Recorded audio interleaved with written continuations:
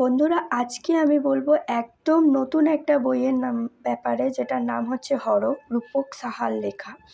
বইটা 2014 সালেতে এটার প্রাইস ছিল 200 টাকা। এটা পুরোটাই একটা গল্প নিয়েই লেখা, যেটা হচ্ছে অভিমন্যু চ্যাটার্জিকে নিয়ে লেখা, যিনি নাকি গ্রাফোলজিস্ট।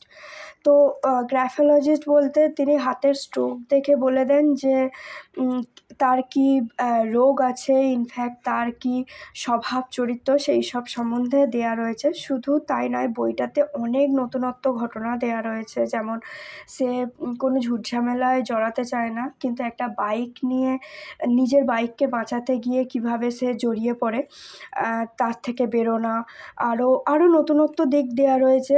বন্ধুরা, আমি এটা বলবো, যদি তোমরা সময় পাও এই বইটাকে অবশ্যই পড়ে দেখতে পারো। একদম কথা দিচ্ছি, কোনো রকম বোর হবে না।